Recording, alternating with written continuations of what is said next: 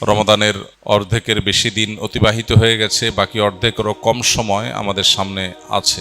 এমনিতেই কিয়ামত যত নিকটবর্তী হবে সময়ের বারাকাহ তত কমে যাবে। নবী সাল্লাল্লাহু আলাইহি সাল্লামের হাদিসে সেরকম ভবিষ্যৎবাণী করা হয়েছে। তাকারাবাজ জামান, মাস সপ্তাহের মতো দ্রুত পার হয়ে যাবে, বছর মাসের মতো অতিবাহিত হয়ে যাবে। এভাবে প্রতিটা সময় দিন যত অতিবাহিত হবে তত সংকীর্ণ হয়ে যাবে, সময়ের বারাকা খুঁজে পাওয়া যাবে না। দেখতে দেখতে দিন পার হয়ে যাবে, দিন পার হয়ে রাত চলে আসবে, রাত পার হয়ে সকাল চলে আসবে। এভাবে জীবনটা খুব দ্রুততার সাথে ক্ষয় হয়ে শেষ হয়ে যাবে। আর মূল্যবান এবং দামি সময়গুলো আরও দ্রুততার সাথেই শেষ হয়। তো রমাদান মাসের যে দিনগুলো অতিবাহিত হয়ে গেছে, এই দিনগুলো এত দ্রুততার সাথে অতিবাহিত হয়েছে যে আমরা অনেকে ভালো করে টেরও পাই নাই যে কখন রমজান শুরু হলো, আবার শেষ হওয়ার দিকেও গড়িয়ে পড়েছে। তো এই জন্য আমল আগামীকাল করব, পরশু করব, সামনের সপ্তাহে করব, শেষ 10 দিন করব, লাইলাতুল কদরে করব, এরকম কোনো অপেক্ষায় না রেখে বরং আমল যখন আল্লাহ তাআলা তৌফিক দিয়েছেন, নিজের ভিতরে বোঝ হয়েছে, যখন রমজানের ফজিলত এবং মর্যাদার কথা অনুভব করতে পেরেছি, উপলব্ধি করতে পেরেছি, তখন থেকেই আমল শুরু করা দরকার। আল্লাহ রাব্বুল আলামিন আমাদেরকে রমাদানের অবশিষ্ট প্রতিটা মুহূর্তকে সর্বোচ্চ কদর করার তৌফিক দান করুন। প্রিয় ভাইরা আমার, রমাদানের এই ফজিলতের এবং মর্যাদাপূর্ণ এই সময়গুলো যদি আমরা সঠিকভাবে কাজে না লাগাতে পারি, তাহলে সেটা আমাদের জন্য চরম হতভাগ্যের কারণ, এবং সেটা নবী আলাইহিস সালামের অনেকটা বদদোয়ার কারণ হতে পারে, যেটা অত্যন্ত ভয়াবহ ব্যাপার। আর এই সুযোগ হাতছাড়া হওয়ার পর আর জীবনে কোন সুযোগ আসবে? এই রমজান আবার 11 মাসের আগে আর আসবে না। সারা বছর 11 মাসের অন্য কোনো সময়ের আমলে রমজানের সাথে তুলনাযোগ্য না। এজন্য এই মাসের অতিবাহিত হওয়া দিনগুলোর যে ক্ষতি হয়েছে, যে ঘাটতি হয়েছে, যতটুকু আমি পিছিয়ে পড়েছি, সেটাকে পুষিয়ে নেওয়ার জন্য এখন থেকে সংকল্প করি, শপথ করি, পণ করি, নিয়ত করি। আল্লাহ আমাদেরকে তৌফিক দান করুন। রমাদানের অবশিষ্ট দিনগুলোর মধ্যে সবচেয়ে গুরুত্বপূর্ণ আমলের নাম হলো এতেকাফ, যেটা রমাদানের শেষ দশকে করতে হয়।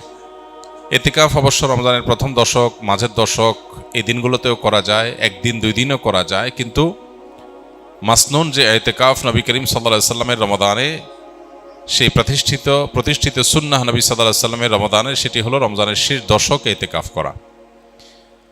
শেষ দশকের এতেকাফ সম্পর্কে মা আয়েশা রাদিয়াল্লাহু তাআলা আনহা বলেছেন, কানা নবী সাল্লাল্লাহু আলাইহি সাল্লাম ইয়াতাকিফুল আশরাল আওয়াখির মিন রমাদান হাত্তা তাওয়াফাহুল্লাহ। নবী করিম সাল্লাল্লাহু আলাইহি সাল্লাম রমাদান ফরজ হওয়ার পর থেকে নিয়ে যে রমজানের শেষ 10 দিন এতেকাফ করতে শুরু করেছেন, তার ওয়াফাত পর্যন্ত, মৃত্যু পর্যন্ত প্রত্যেক বছর তিনি রমজানের শেষ 10 দিন ইতিকাফ করেছেন। এবং আবু হুরায়রা রাদিয়াল্লাহু তাআলা আনহু বর্ণিত আরেকটি হাদিস থেকে আমরা জানতে পারি যে নবী সাল্লাল্লাহু আলাইহি সাল্লাম তার জীবনে প্রত্যেক বছর রমজানের শেষ 10 দিন ইতিকাফ করেছেন। আর জীবনের সর্বশেষ রমজান যেটি ছিল, সেই রমাদানে তিনি 20 দিন ইতিকাফ করেছেন। যে আমলটি প্রিয় নবী সাল্লাল্লাহু আলাইহি সাল্লাম জীবনে কোনো বছর, কোনো রমজানে একবারও ছাড়েননি, আমাদের সমাজে বেশিরভাগ মানুষের জীবনে সে আমলটি জীবনে একবারও করা হয়নি।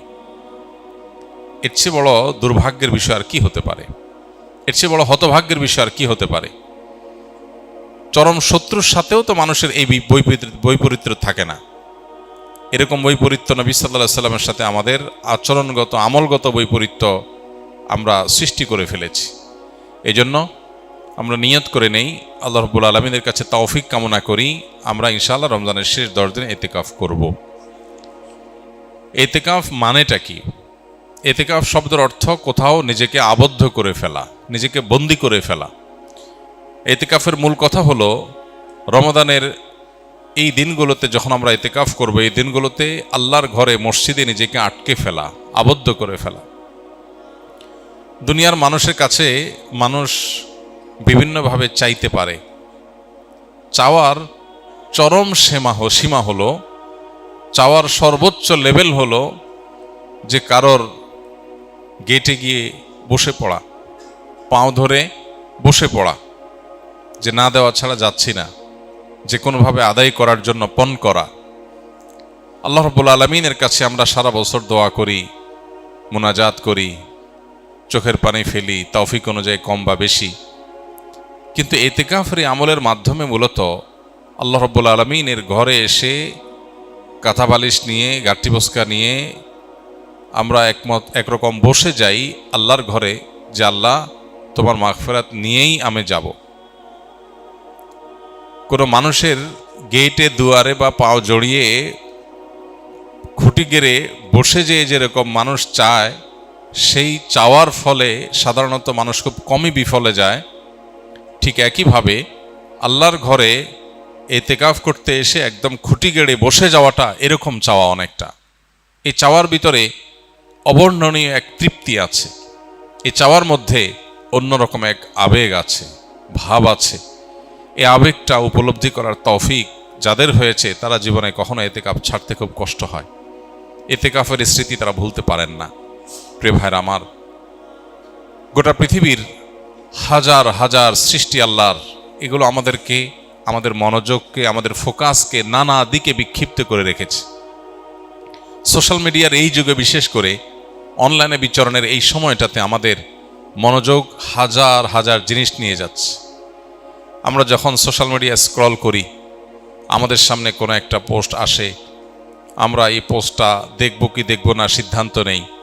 স্ক্রল করে যাওয়ার পর বা স্ক্রল করে যদি কোনো পোস্ট সামনে আসে, আমরা যদি সেটা দেখি, তখন রিয়্যাক্ট করব কি করব না সেখানে আমরা মনোযোগ দেই। কোনো পোস্ট আমাদের হাসি উদ্রেক করে, কোনোটা আমাদের কান্না পাইয়ে দেয়, কোনোটা দেখে আমাদের হয়তো বিরক্ত লাগে, কোনোটা দেখে আমাদের ভালো লাগে।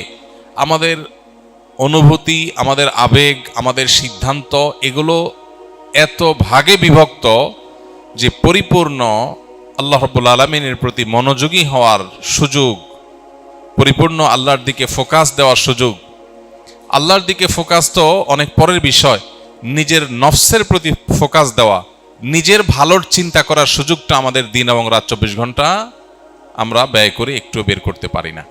বেশিরভাগ মানুষ শেষ কবে নিজেকে নিয়ে ভেবেছেন, বয়স কত হয়েছে, গন্তব্য কোথায়, আমার কোথায় যেতে হবে, আমি কি আসলে জান্নাতে যেতে পারবো, আমি যে ট্র্যাকে আছি সেই ট্র্যাকের শেষ মাথা কি জান্নাত নাকি জাহান্নাম, আমার নিজের কল্যাণের জন্য আমি ভাবনার সুযোগ পর্যন্ত পাই না। আমরা এত ব্যস্ত, এই বস্তুবাদী পৃথিবী আমাদেরকে এত এঙ্গেজ করে ফেলেছে, এত ব্যস্ত করে ফেলেছে, নিজের জন্য সময় দেওয়ার সুযোগটা আমাদের নাই। আমরা ব্যস্ত, আমাদেরকে জিজ্ঞেস করা হয় কেন ব্যস্ত, আমাদের ক্যারিয়ারের জন্য ব্যস্ত, আমাদের নিজের উন্নতির জন্য ব্যস্ত, আমাদের সামাজিক অবস্থানের জন্য ব্যস্ত।